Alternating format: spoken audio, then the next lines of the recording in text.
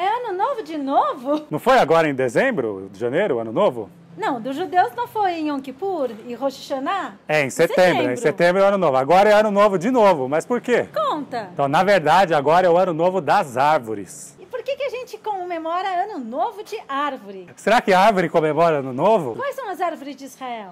E quais são as frutas de Israel? É isso que você vai ficar sabendo agora. Então já se inscreve nesse canal, porque é só aqui que alguém vai te explicar com todos os detalhes o que é esse tal de ano novo das árvores.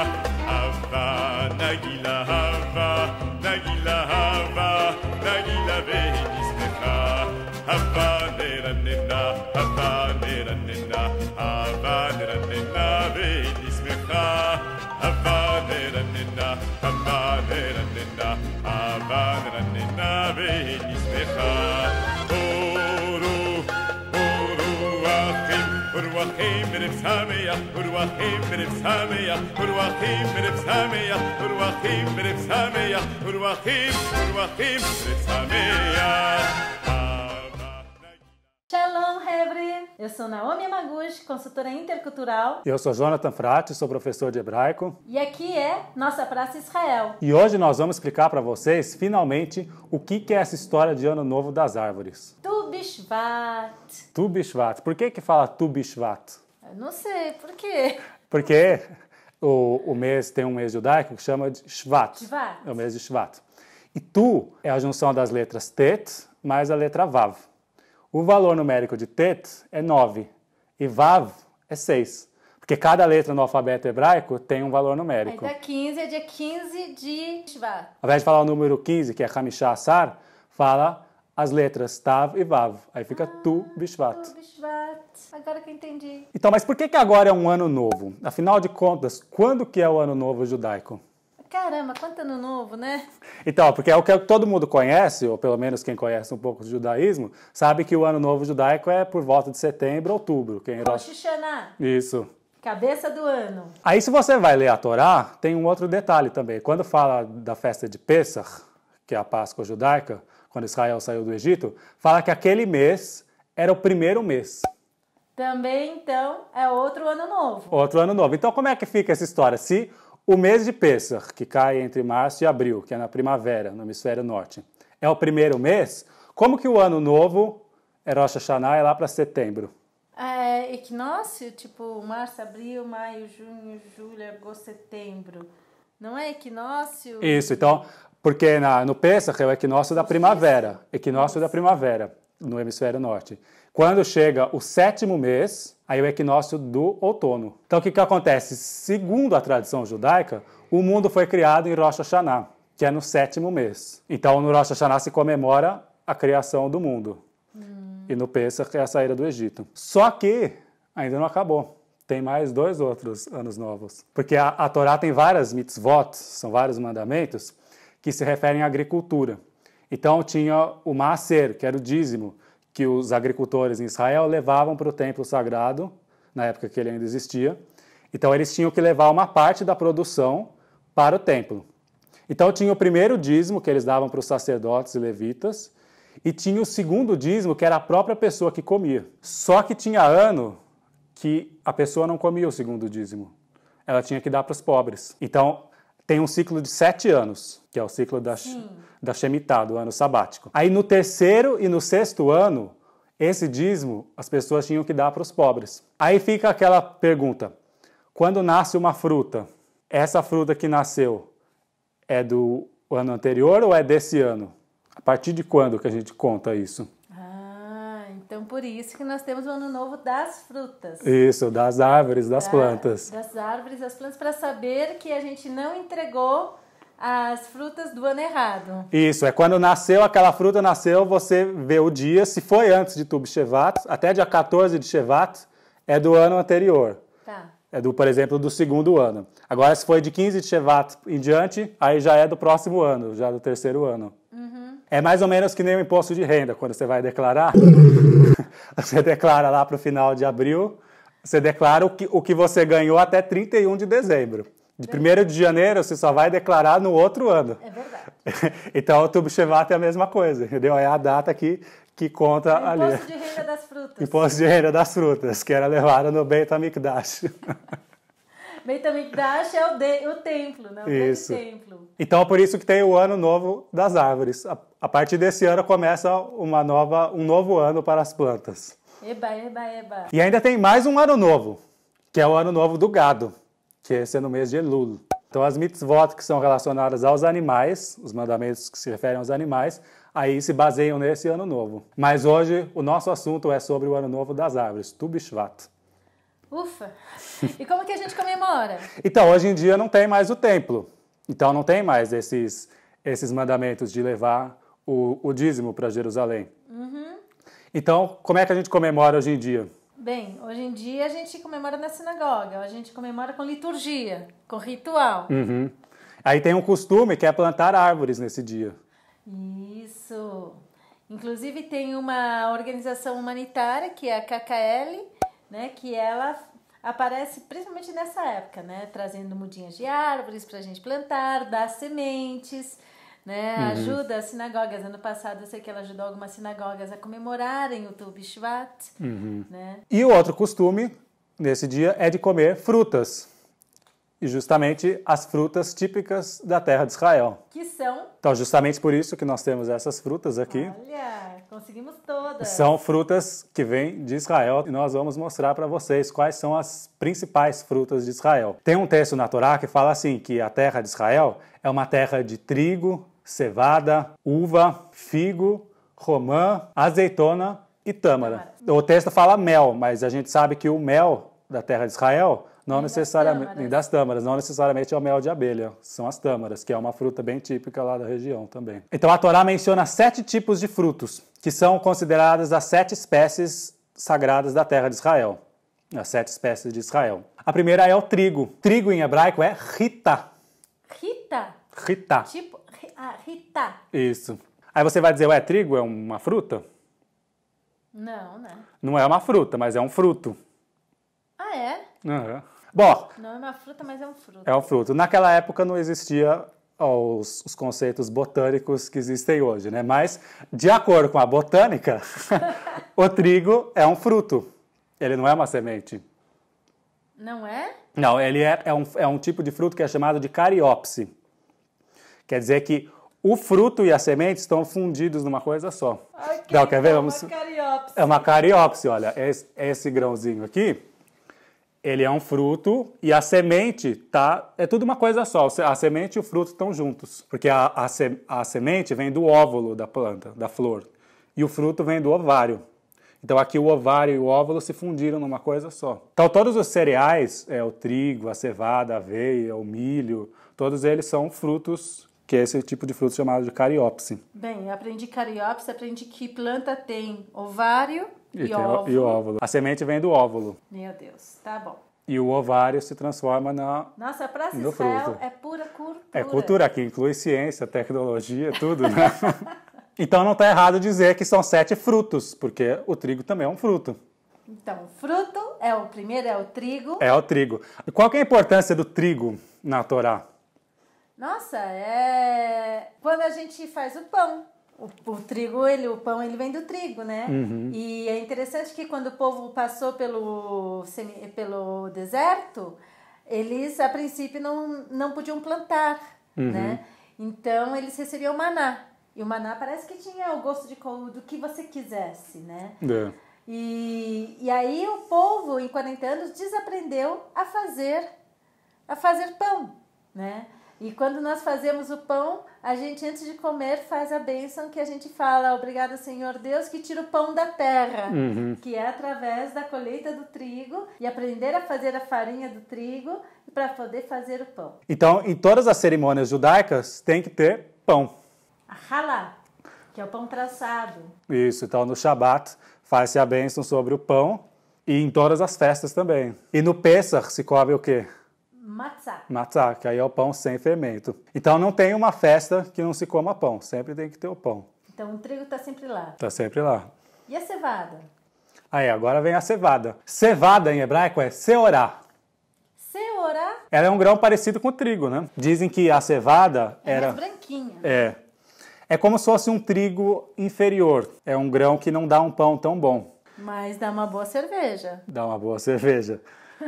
Então, a cevada ela era muito usada para alimentar os animais e os pobres também comiam pão feito de cevada, porque era mais barato que o trigo. E o fermento não era feito da cevada também? Pode ser feito. O fermento pode vir tanto do trigo como da cevada. Ah, é? É. Do trigo? Uhum. Você sabe que uma vez eu fiquei sem fermento para fazer um bolo, eu coloquei um pouco de cerveja e deu certo. Porque já está fermentado, né? Exato. Então, a cerveja também é daquela região, né? A cerveja surgiu na Babilônia, no Egito. Então, é bem provável que no antigo Israel eles conhecessem a cerveja. Apesar de não ter uma menção direta na Bíblia, mas tem textos que falam da bebida forte, que possivelmente podia ser a cerveja. E o que mais que a gente faz com cevada? A cevada, ela pode ser usada para fazer sopas. Aí tem um prato bem típico judaico que usa cevada, sabe qual é? Qual? O chulent, que é o cozido do Shabat. Ah, é? É.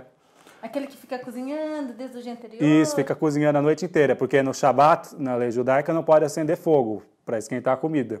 Então a panela fica ali esquentando a noite inteira, da sexta-feira de tarde até a hora do almoço no sábado. E aí nessa sopa coloca carne, feijões e é costume usar a cevada em grão. Então na época da festa de Pessach, a partir do segundo dia, se trazia as primícias da cevada, porque é nessa época que começa a brotar a cevada.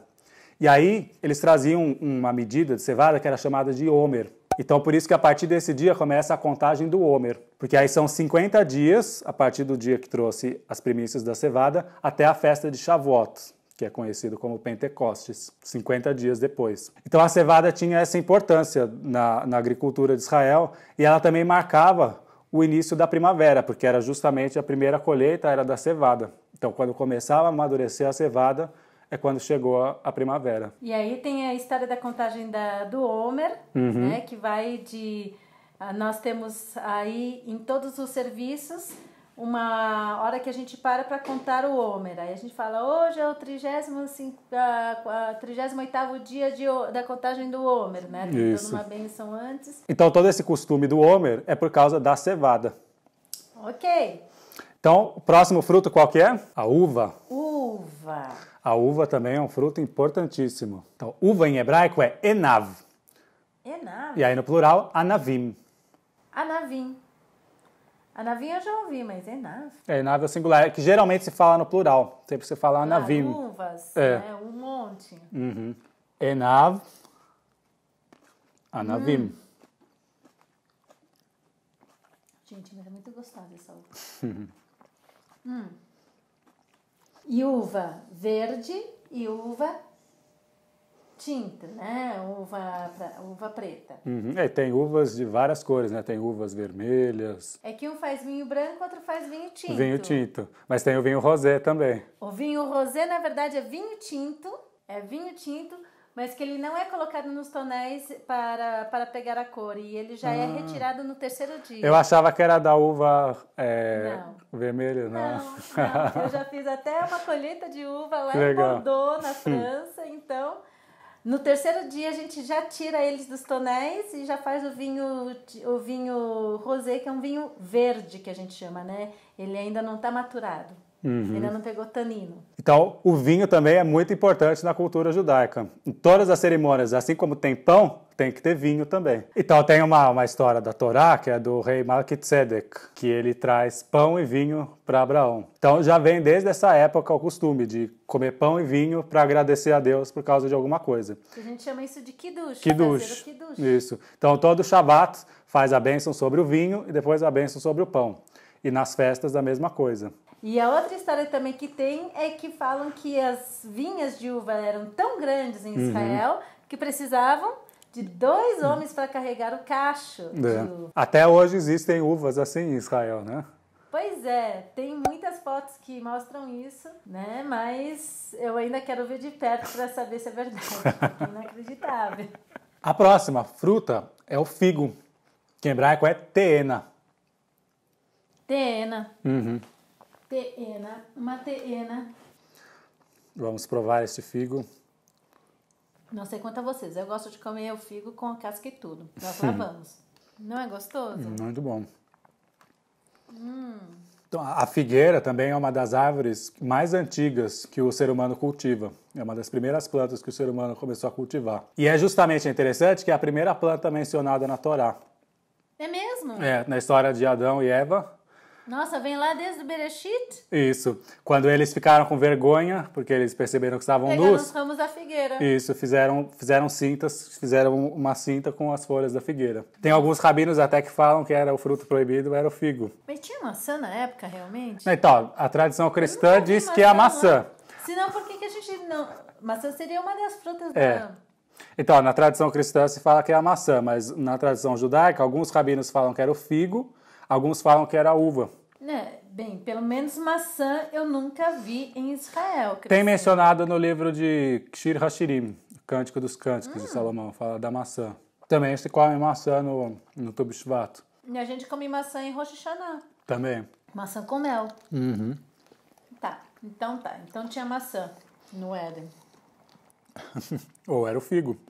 Ou Como era eles figo. usaram a folha da figueira, podia ser que eles comeram figo. Ai, estamos comendo fruto proibido. Uma maneira que era bem comum de se usar o figo, até hoje né? É o figo seco. Porque como em Israel é muito quente, a maneira de conservar é secando a fruta. Tem figo o ano inteiro. Isso. Assim como as uvas também, né? Se come as uvas passas. E na Bíblia menciona muito a pasta de figo. Então eles secavam a fruta e faziam uma pasta. Ficava parecendo um mel. A próxima fruta é a romã, que em hebraico é rimon. Rimon. Justamente a palavra romã em português, sabe de onde veio? De rimon. Do hebraico e do árabe. Porque a Península Ibérica ela foi dominada pelos árabes. Então, em árabe é ruman, que é parecido com o hebraico, rimon. Então, em português, a gente pegou esse nome que vem de lá, porque justamente é uma fruta da região do Oriente Médio. E é engraçado porque em inglês e também em espanhol ou em francês, né, seria algo como granada. Granada. Pomegranate, né? Uma granada, a ideia vem disso daqui. Isso, porque é um monte de grãos, né? Explode tudo para tudo que é lado. E essa daqui em especial, essa vem de Israel, que é Vamos provar um. a romã mais cara do universo. Mas independente disso, em Israel, você encontra esse fruto aqui sendo vendido na rua em forma de suco. Eles cortam pela metade, colocam numa prensa, abaixam a prensa e cai o suco lá. É maravilhoso. E tem uma lenda que diz que a quantidade de sementes que tem aqui dentro equivalem a 613. A contagem seria de 613. Isso, que tem 613 sementes dentro da romã. Será que é verdade isso? Vamos ver? Mas por que é 613? Qual que é o significado 613 disso? mitzvot. Na Torá, nos 5 livros de Moisés, tem 613 mandamentos. Então a palavra mandamento em hebraico é mitzvah. No plural é mitzvot. Então tem 613 mitzvot. E aí dizem que a romã tem 613 sementes, de acordo com o número de mitzvot. Então vamos ver se tem mesmo? Nós vamos contar, olha, só nesse canal que alguém conta a semente para você ver se tem ou se não tem 613. E hoje, uma semente de uma romã que vem de Israel. Israel. Então, hoje você vai ficar sabendo se é verdade ou não essa história que tem 613 sementes. History Channel. Gente, essa daqui é a romã de Israel. Essa é legítima de Israel.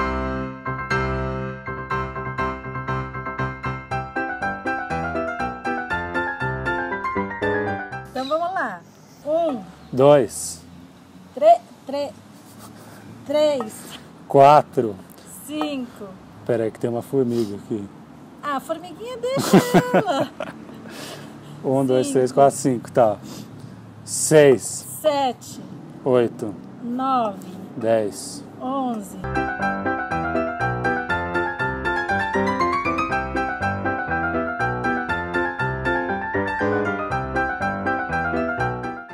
Duzentos, 201, 202, 203, 204, 205, 206. 207.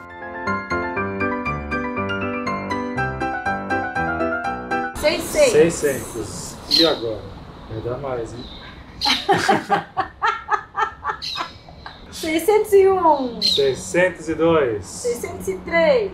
604. 605. 606. 607. 608. 609.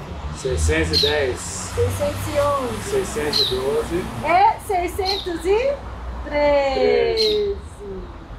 Bem, então 613. 14. 997. 998. 999. 1000. 1000. 1000.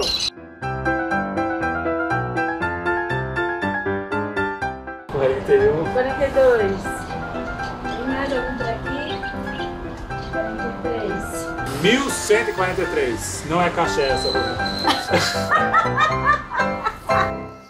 Gente, infelizmente não tem 613. Pelo menos essa não, né? Essa aqui era falsificada. Nós vamos devolver lá pro homem que vendeu a romã. Mas ele falou pra gente que provavelmente tinha muito mais, porque era uma mega romã, né? Isso. Então isso na verdade é uma lenda que diz que tem 613. É porque a romã tem muitas sementes. Então a ideia é que no Rosh Hashanah também é costume comer a romã. No Ano Novo Judaico é costume comer romã. E aí se deseja que as nossas boas ações sejam tão abundantes como as sementes da romã. O próximo fruto típico da terra de Israel é a azeitona, que em hebraico sabe como é em hebraico? Não. Zait. Zait? Zait. É interessante porque o nome em português também vem do árabe, que é parecido com o hebraico. Azeitona. Isso. Uhum. Porque nos países latinos é oliva, né? Oliva, que vem, inclusive, a árvore se chama oliveira. Oliveira. No inglês também é olive. Olive. A gente não inventou, né? Azeitona é a azeitoneira. Pegou da onde esse nome? Pegou por influência dos árabes. Olha que interessante. Porque aí nós temos as oliveiras, né? As famosas do ramo, o Monte das Oliveiras. Elas têm pelo menos 2.000 anos. E estão lá, né? Tem algumas árvores que se acredita que tem mais de 2.500 anos que estão lá até hoje. Gente, é impressionante. É impressionante, olha, ela é toda curvada, parece realmente um ancião das árvores, né? E a oliveira é usada até no paisagismo também, como uma árvore ornamental. E o fruto da oliveira, a azeitona, é muito importante. O azeite. O azeite é mais um item indispensável em toda a região do Mediterrâneo, né? Na culinária mediterrânea, inclusive em Israel. E o óleo é extremamente importante, tanto que a gente conta a história de Hanukkah. Uhum. Então, o azeite ele era usado para acender as luzes da menorá no templo. Para fritar a comida. Para fritar a comida. As pessoas usavam para se ungir também com azeite no mundo antigo. E também, no mundo árabe, provavelmente também lá em Israel, tinha o sabonete de azeite.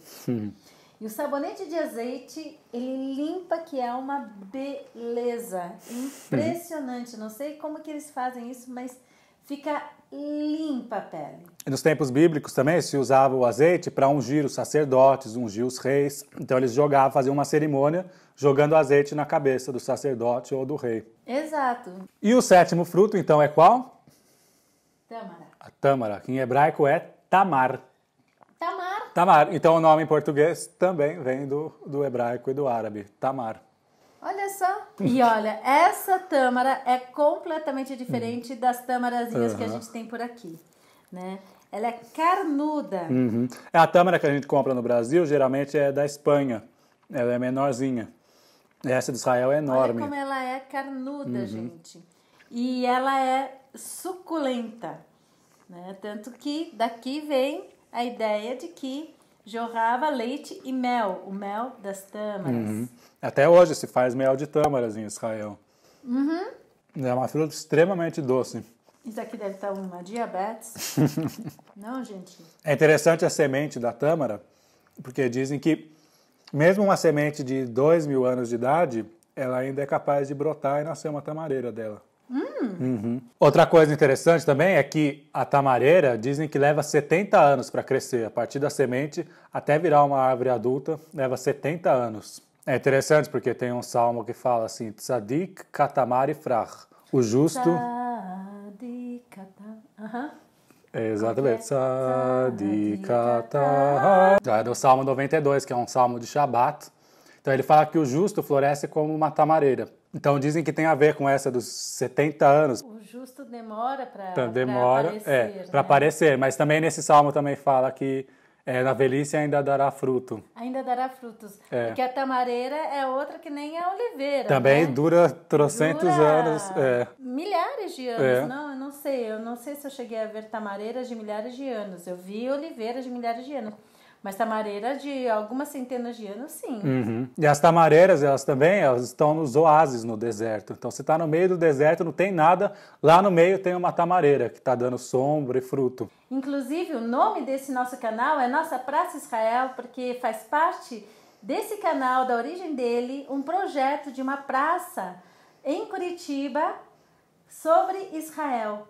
E nessa praça, uma das coisas que a gente quer lá são 12 tamareiras. Uhum. E além das tamareiras, vão ter também outras árvores de Israel, né? Como a oliveira, por exemplo, que a gente mencionou. Então, se vocês gostaram desse nosso vídeo e querem ver novos vídeos nossos, se inscreva nesse canal e até a próxima. Lehitraot! Lehitraot!